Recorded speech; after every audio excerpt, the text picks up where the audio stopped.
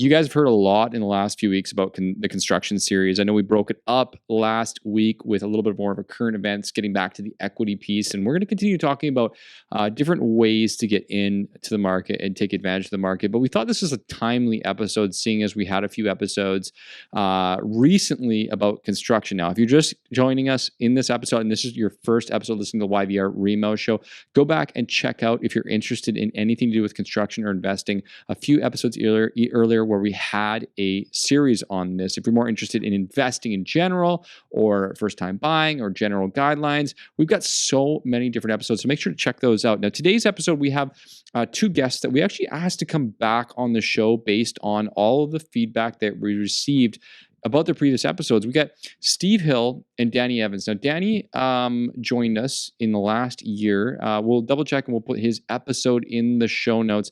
And he talked a lot about what he calls getting a home for free or upsizing for free, which is basically using a rental income in construction to reduce your costs and build a home at no additional cost to you. We also had Steve on as one of the first 5 episodes because he was really strategic in one of his first moves. When he bought a home with zero down payment, leveraging another property, and essentially had his entire rent pay for his home while he was living there and gaining equity. So some pretty cool stories. And these gents have a lot of experience with building and construction, but more importantly, as real estate agents, what to look for. So if you're a real estate agent, you're going to want to listen to this. If you're in the market to maybe one day build 3, 4, 5, 7, 10, 15 years down the road, fantastic information for you. And maybe you're already in the market right now and you want to learn a little bit more about what you would look for, if it's even worth it for you. Now, before we get into the episode, we always have to thank our reviewers because you guys are the juice that keeps us going. We've had some awesome shout outs at the YVR Remo Show on Instagram or at Thrive Mortgage Co. And we've just been loving the feedback that you guys can give us. So thank you so much. So if there's one thing that you can do for us, it's leave us a review in iTunes, guys. All you got to do is click, if you have an iPhone, click on Apple Podcasts, click that little 5-star rating and let us know what you think about the show. Send us a DM so we know that you're loving the show still. Even if you sent it in the past, come on, we love this stuff. So today's review is coming from Cool Dude. He said it's an amazing podcast, very informative. I recently got into the industry and the YVR Remo Show has made it a hell of a lot easier getting a grasp on the market trends and dealing with certain scenarios. Highly recommend. And we know that a lot of people listen to the podcast are in the mortgage space, the real estate space, clients, and so many different people. And if you want to work with an expert, then you should probably be reaching out to our team at Thrive Mortgage Co. We have expert advisors and an entire team here to help you as it pertains to your home, your real estate, your first, second, third, or any types of investments. Now, Cool Dude, send us a DM, please, at Thrive Mortgage Co. or at YVR Remo Show so we can get you a beautiful mug from Thrive along with some delicious coffee. And if you leave us a review, you can expect one of those in the future. Guys, enjoy this episode today with Steve and Danny, and we'll talk to you on the other side.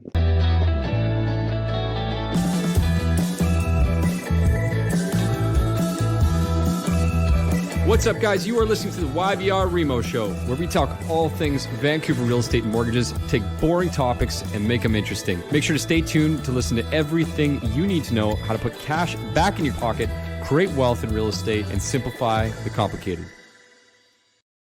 Steve, Danny, welcome back to the show again, guys. Really appreciate it. So we had you guys separately. Now we got the gang together. Good. Which is really exciting. Two of the most interesting men in real estate in Langley. Really good to have you guys back again, man. Really We're happy to be here. Thanks, Alex. Derek. 2 of the best dressed. Oh, yeah. Look out. Yeah. We were just talking about before the show, the pink flamingo pops. I know. Adding a little summer to the podcast here. Absolutely. And Danny's always sharp. He's always got the blazer. You're looking good, man. Jamaican Danny. Jamaican man. All right. And for more information on that, talk to Danny. You got to reach out to him. He'll tell you the story on that, I'm sure. No, so the reason we had you boys come back on tonight, I mean, Steve, back way back on episode 4, I think. I'm like going way back, episode 4 or 5. Yeah. How to buy a house without a down payment, which was pretty fun. And then Danny, we had you back. I think it was about in the 20s. We'll reference it in the show notes here, but it's been a little bit here. And we had a lot of great feedback from you guys coming on the show, and we know that you both have a wealth of knowledge. So bringing you guys together to talk a little bit about lots and construction and building was really the perfect choice to have you guys come on here tonight. And so with the last year and a half, obviously COVID, house prices going through the roof. We don't have to spend too much time talking about that. Obviously, one of the things that consistently comes up in our conversations with all sorts of people right now is building, like building a home. Like, how do I get started? And it's a lot of first time builders that are going through this. And so we're also finding a lot of real estate agents, listening to our show, learning quite a bit about construction, and there's this question that always comes up is, well, I want to build. I get the idea of the cost of building after listening to some of the other episodes, but where the heck do I do it, and where do I go, and what does that look like, and how do I buy a lot? And you gentlemen have both obviously done that yourself personally and with a ton of clients. So what a better set of people to come on and talk about that, right? Yeah, I think a good example of that, Alex, is when you look at people buying the lot or looking at the whole package, you can't just break out any one component. So I've had parties look at lots, and I'll use Fort Langley for example, and they were excited because they bought a lot for $100,000 cheaper, but it was right in on a main corridor. It was a very busy spot, and they were building a beautiful home. Well, had they elected to spend another $100,000 on the lot, same size lot, but in a different location, the sale value of that property is probably $500,000 difference. And I'm being very conservative on that. So it's really, really critical that you don't just try to grab a couple of pearls out of this session and say, I know it all. Yeah. I've got it. Yeah. Because if you can work with really good people and listen, actually, your podcasts are phenomenal. And I think if people did listen to them, they'd really, really learn a lot. And I think on that point, I've seen a lot of people, and when they get involved in building, they look at all the dollars. Like, they look at the cost of the lot, and they look at the cost of the build and the cost of the digging, and people start to penny pinch, right? And they go for the cheaper lot. But when they're buying the existing home, they're not having those thoughts, right? And when people go through that financial process, they are always trying to skim things down, especially because a lot of people think, and you can make good money building a home. So they're always trying to pinch, but they're not really thinking about the big picture. And like you said, being around the corner on a quieter street could do wonders for someone's profit. And it's also a comfort level for they like to buy the end product because they can see, touch, walk through the house, know exactly what they're buying. What the biggest hurdle that we find with a lot of our clients is the unknown for the build. And that's what we try to comfort them through it and make it as easy as possible. Mitigate, yeah. I mean, I think of it akin to a first-time investor who's buying their first investment property. It's so much different than just buying the home that you're moving into that you can touch and feel and see and so forth. You're looking at it, again, even if it is for your family and your home, you do need to understand that investment value, that investment potential, but also things like setbacks and other types of considerations you have to watch out for. But before we get too far ahead, why don't we jump right into when you're hunting for the right lot? Why don't we just touch right on location and areas? I mean, Danny, you hit the nail on the head right off the bat about obviously being on a busy street or not a busy street, but there's things like should I be purchasing in a more a rural area, and what should I be looking for? Should I be, if I'm in the city, should I be buying a home with a house? So where do you guys even start when it comes to talking to someone about location and what to look for? Where's the beginning? I think one of my favorite mantras is making the house pay for itself. So people always say how expensive housing is. And I say how cheap it is. And in other words, if you can buy a house that, let's say, example, has got a suite or got something that an Airbnb perhaps that you can put into it. So in combination with zoning, what you're building and what you can build on that lot. So you might want to know what components. For example, can it take a basement? Won't it take a basement? And if you're relying on your own knowledge of that, that can be dangerous. And then furthermore, if you go into, let's say, for example, a municipal hall, they do a phenomenal job there, but you need to go in with the details. If you don't go in with the details, they won't be able to magically come up with a formula that you're after. So then what you'll have to do is get together with a builder, get together with someone who's knowledgeable, get a few mentorships on people who have built their homes. Don't ask them what went right, ask them what went wrong. And usually what went wrong is they tried to do it all on their own and tried to save money and didn't use the professionals. Yeah, that's a good point. So when it comes to just so basically what I'm hearing from you is, before you pick a location, understand the specifics around what you want to build, and make sure that it suits the location and the city. Does that sound about right? Or they all go hand in hand, and it's really critical. So if you look at something as simple as zoning, and it's really not all that mystifying. If you go onto any website, for example, for Langley, you go onto the Township of Langley's website, you go onto their geosource map, or better yet, go into the zoning. One of the things that all too often that builders, realtors, buyers don't look at is zoning. And it's very straightforward. Just open it up.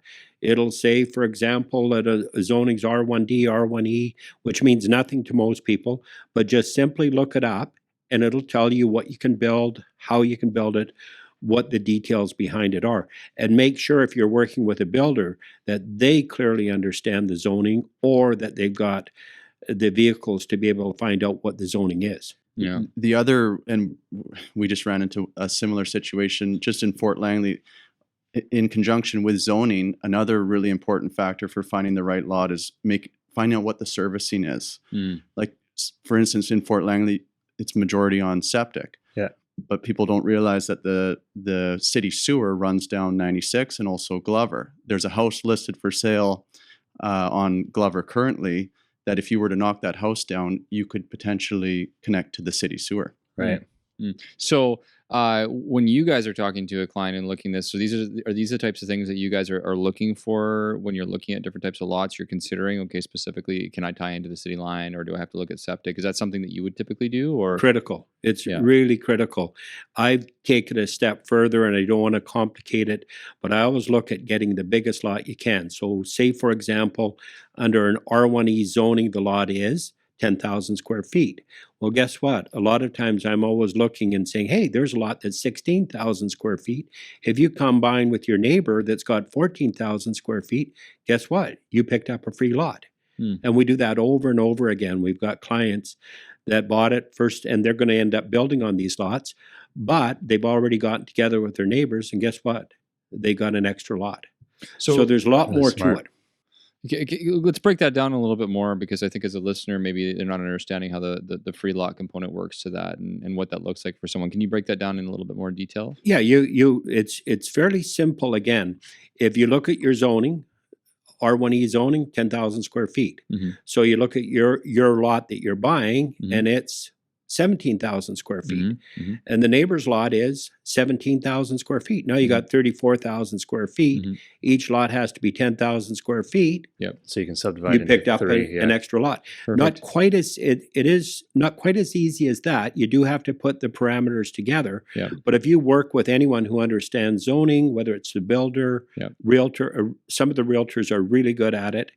And a lot of times, if you can get a knowledgeable realtor, it's a critical component, because they bring the financing together, they bring the building together, they bring the zoning. So getting the right people, don't make it a tough job. Search out the best people, and it's amazing how easy they can make it for you. Love that. So just to start at the beginning, like typically people need to get pre-approved, figure out what your budget is, how much can you spend. The next conversation is probably with yourselves and a builder to figure out what it is that they want. Do they want a coach house? Do they want a basement suite? How much square footage do they need? Now they have their budget. They kind of know what they want. And then you guys are off to the races looking for the lot.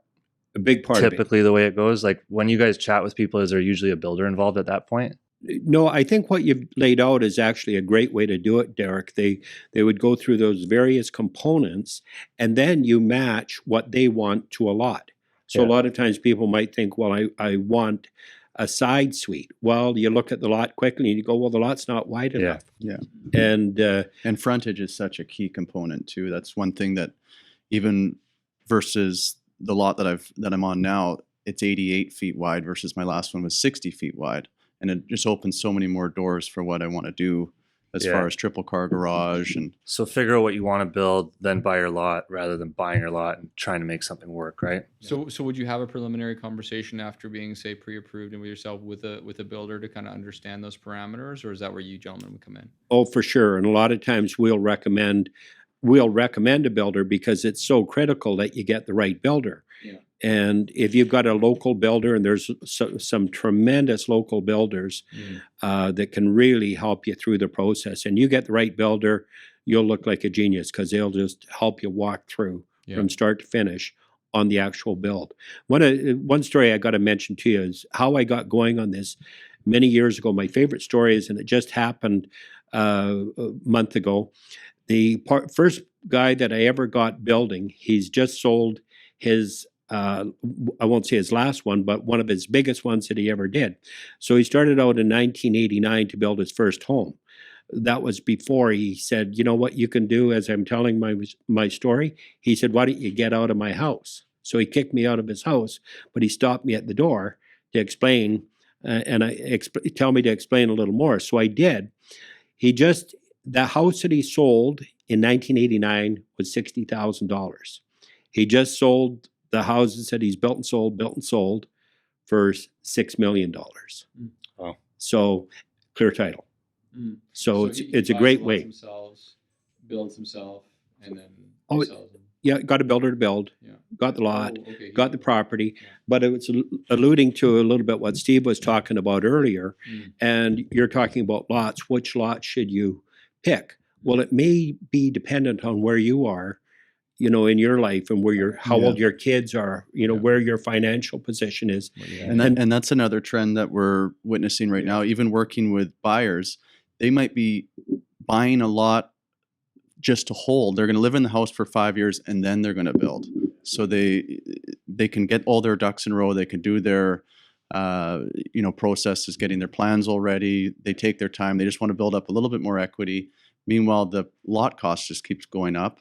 So they're able to. Plus, yeah, I mean, so many people, when they think about building, they picture this flat lot, like a piece of dirt. Like that's what they're looking to buy, right? People don't even think about that concept, which is huge, let alone a teardown, right? Like there can be a house on the property. It can be a decent home, but sometimes it makes sense to purchase that, tear it down, and build your dream house there. Really can. Because you get some fabulous lots, big lots. Right now, we've got 4 homes, when I say underway, with our clients and builders.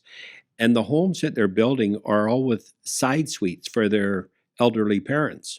Or we actually have it where the parents are in the main house and the kids are in the side suite. So there's so many variables that you can go through. What I like to do is, again, make it affordable. Interesting. So let's touch one more time just on the like what you're doing, Steve, because you're going through this process again for, I think, the second time or the third time. The second time. So you did what Derek mentioned here. You purchased the lot with the house on it, lived in the house, and then spent the time obviously sorting out and organizing your designs and plans and things of that nature. So what made you go that route and instead of purchasing maybe a bare lot? Well, for one, there wasn't anything. It's really tough to find a bare lot in certain areas, like in Fort Langley. They just don't exist. So I knew that this lot did come up, or I shouldn't say it's just a lot. It's a lot in a house. And Danny always preached to me, like, buy a lot with a lot of frontage. And like I mentioned before, this had 88 feet of frontage. Yeah. It's a nice cul-de-sac, eastern exposed backyard, which is okay. I think maybe one tidbit is people tend to gravitate more towards a southern exposed backyard or a western or eastern exposed backyard rather than a northern. So just from a resale standpoint, this worked. But right now, it gave us time to, do our plans, get everything organized. We're living in the house. It's going to be coming down. There's going to be a little bit extra cost with, the abatement and everything, tearing down an older home. But it's worked out really well for us. And it doesn't always work out like this, but obviously values have gone up significantly, which helps with equity and helps with building and everything else, right? Yeah, a little bit easier on the financing to have that in place, especially to hold the property because you're moving into a set detached home and are not just financing a lot, which a lot of people I don't think realize the fact that financing a lot is different than financing a house, and then obviously doing the construction later as well. And I just had a buyer, and Derek worked with them on the financing. Their whole plan, they wanted to be in Fort Langley. Their goal is they want to build, but they're just not quite there. So they've bought a lot, great lot, great street. The house it's got some life left in it. It's not, the Taj Mahal by any means, but it'll work for them for the next 5 years, and they're going to be in a much better position to build in the next, 5 to 10. Nice. Exactly. So, Danny, I mean, you touched a little bit on that street, the busy street, like just talking a little bit about like what to watch out for and what to avoid. I mean, besides the busy street that you mentioned, like what are the other things that you guys have seen typically where it's like, oh, don't do that again, watch out for this? Like really watch out if it's got streams or creeks on the property, can be very problematic. If it's a slope lot, can be very problematic. So I would suggest the easy formula is a lot of times people buy that cheaper lot, but it is close to a creek. It's got heavy slope floodplain. So you really want to be careful. My suggestion is don't save the money, buy the good lot, and you'll make way more money at the end of it, and you'll have an easier build, an easier life. It just makes it so much better. So it's pretty daunting knowing all these little things that, like, if somebody went out and bought a private sale without doing any research, or they're working with maybe a newer agent that doesn't deal with construction, like, you could make a pretty bad decision really quickly, right? Like, that alone streams. I think there's some situations where you might not even be able to build a new house.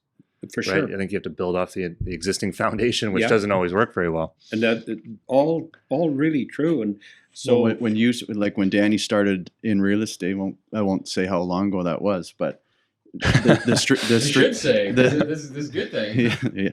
How many years has it been? Oh man, 42 years. How old are all you guys? Yeah, but what was the stream side setbacks when you started? But stream side setbacks when I started were 5 meters. And I went from the top of bank. Meters. Well, again, those are all jargon terms. So top of bank and top of the river, flood are all jargon terms. So make sure you know what those terms mean. Sometimes I generally can make them go to my advantage, but you have to know what those terms mean. So be careful. So I think Alex touched on this, but who in this process, let's say you guys help your clients, they find a pretty nice looking lot. You guys obviously know what you're looking at, but who is the one going to the city and doing the research? Like, do you guys get involved? Do you send your clients in with the ammunition that they need? Is the builder and architect involved at that point? Who's the one digging it up? A lot of times I'll see something and I'll go, oh, that's perfect. Yeah. So some of the last lots that Steve and I have sold, or houses, they're houses, but they'll turn into building. We saw them and we said, oh, those are fabulous lots because of a number of reasons. Easy to build on. Yeah. You can get a basement. You're going to get subdivision out of this.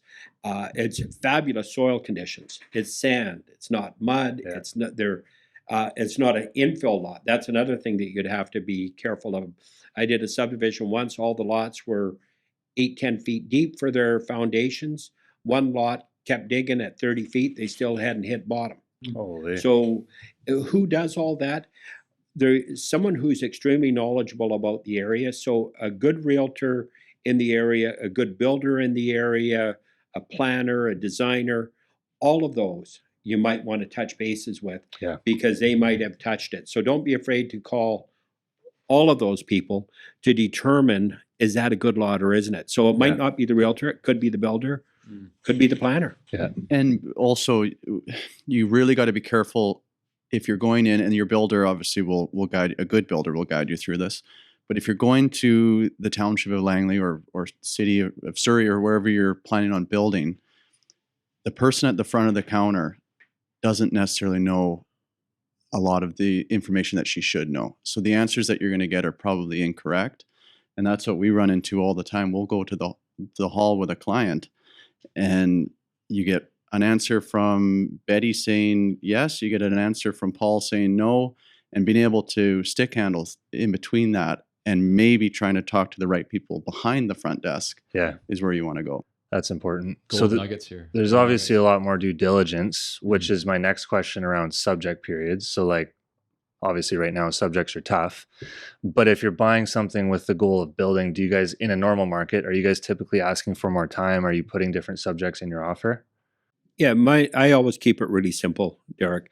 Subject to a feasibility study that involves planning, building, soil conditions, and keep it simple. Give yourself, if you can, 30 days for that. Then you can check it all out within 30 days. And so I think it's important. Keep it all simple. You're not getting that done in 5 business days like your typical purchase, though, for the most part. Not usually, though, but a lot of times if I see something that's really hot, I'll buy it virtually on the spot. I won't even ask for, but that by doing that, I've researched my own. I've looked at the zoning. I've looked at the houses surrounding. I've maybe knocked on a neighbor's door and said, hey, do you know anything about that property next door? So you can get a lot of information quickly. Yeah. So just kind of, I mean, I might want to go back a little bit to the investment component piece when you're looking at properties. I mean, Danny, in the last time we had you here, you talked a little bit where the profit is in building and where it's not. I mean, one of the things that we like to touch on with people is obviously unique properties and building unique properties. And I know this is a little bit different from the lot price, but I mean, that's something we hear about from time to time too, which is, we've got these crazy dreams of all these unique properties. And I think that comes back a little bit to building schemes to a degree, but like, how do you advise people on when they kind of come up with these big grand ideas? Like, where do you step in at all, or is it just hands off? Like, maybe just No. no. We step in greatly, because if you don't, you've created a nightmare. So just as we said earlier, if someone picks up on this seminar and then says, hey, I've got it all, I listened to those guys for a half hour, I know it all. No, you've got to pick it up, because if you don't build the right house on the right lot, everything we say here can vanish really quickly. So you want to make sure that you've got it.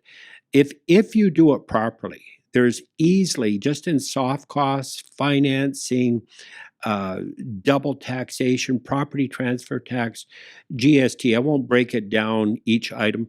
In fact, even commissions, you've got somewhere between $250,000 to $300,000 in saving by doing your own. The last 15 builds that we currently have underway, I think I can safely assume that those people, partially because of inflation, partially because of the money that they've saved, they're going to be pocketing about $600,000 on those homes. That's worked out pretty well. That was the Mills slots, right? These ones here. We won't go too specific. We'll leave it alone. But there were a couple lots that you guys did pretty good on, which is fantastic. Let's talk a little bit about current market conditions and buying a lot now in this market. I mean, Derek suggested obviously subject periods are tough on any home in this market, although it's starting to come, a little bit back to reality here. What is your suggestions in a hot market like this when we're seeing people even compete on lot pricing? Like, how do you guys feel about that? How do you navigate that? Is there any different types of advice you give, or is it all the same as you had before and you just got to compete for it? Well, mine is do it. Yeah. And I find that the reason most people won't do it is that they get bad advice. So they'll go to Uncle Bob or maybe Dad or Mom and somebody who doesn't know anything about it. So my best answer to that is say, make sure you go with someone who's done it, who knows it. And as soon as they've done it or know it, a lot of times they'll look at that property and they'll say right away, that's a fabulous piece of property. If I could buy it for that dollar, I'd buy it. And so sometimes you have to be prepared to step off the curb. And if you're not, it goes back to the 100-0 rule. I'll tell you 100 reasons why to do something, 0 not to. And people will make up 10 reasons not to. It's in our nature. We've got to be afraid. Don't you know that the sky's going to fall? No, it's not. Do it all properly. It'll work. And it'll work beautifully. You've seen it happen a few times. Yes. Steve, how about yourself? Anything that you're recommending as far as trends, or I know Danny's given us 100 reasons to do it, but maybe on the flip side, is there any reasons? I mean, let's be realistic here. There's certain circumstances that maybe don't make sense from a lot perspective right now, or from a building perspective, or are you guys is it just more about doing the right due diligence? Well, the one thing that that I will touch on, especially right now during the COVID market, you got to have, and I'm going through it right now, you got to have patience with the trades, the township, everything's just taking, suppliers, like my house plans took, I think it was, if you calculate it from the day that we started, almost 7 months to draw up. Just the house. And we're now in the process of waiting with the township, so we still got another 6 months there, so it's over a year. And it's not normally like that, right? But right now it's just a very cumbersome process with skeleton staffs. There are some people that are not built for that kind of stuff, right? Like, they should just buy a resale home and move into their home and be okay with it. That's okay. Some people can't manage that, plus their jobs and renting in a basement suite, right? And that's okay if you can recognize it. And make sure your wife's okay with it. You've hit on the number one component. Just what we're talking about now is the number one component of all of it. What's the downside? The number one rule first thing that I tell everybody when they're coming in, I said, or if it's the man, you and your wife or the wife and the husband have to be together on it.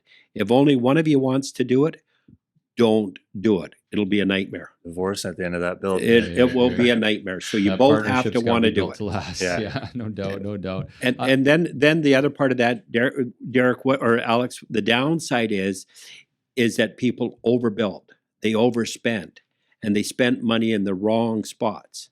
So those are the downsides, and those can kill you quickly. And that's probably a good thing to touch on as well. Like when we're going through the process or trying to coach clients on building, make sure you spend the money where it counts, like in certain areas. Don't spend it on, your main areas, obviously your kitchen, your master bedroom, the back deck, that the front entranceway, front doors we're big on. Yeah. But there's no point in having a nice, beautiful $5,000 front door, and then you go and spend, equal or close to the same amount on your man doors in the garage. Like there's no, it's just wasting money. Yeah. No one's gonna, as good as it sounds, no one's gonna really pick up on that on the resale. Yeah, you won't get your dollars back on that. Yeah, I mean, and just to kind of end off the thoughts here from a financing perspective, because listen, we do the financing piece, right? I mean, Derek just started off the conversation right before we started recording on obviously in this type of a market or any market where there's scarcity, running short on funds.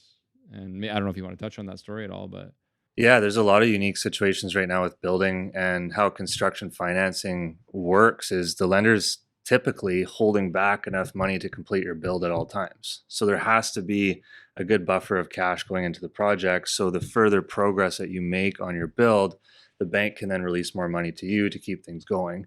And a big challenge that some of our clients are seeing is they're having to pre-order flooring and doors and everything you can imagine because of delays through COVID. And where that's causing the issue is they're shelling out $100,000 for this material, but that material isn't installed in the house.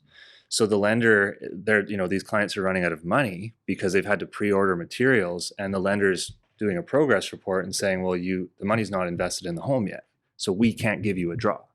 So a lot of people are actually in positions where they can't get more money from the bank, and that material that they've purchased adds no value to the lenders in their eyes, right? Because it's not affixed to the home. And people are actually some people are lucky enough to have additional savings, but some people are borrowing from family like $100,000 to keep things moving, right?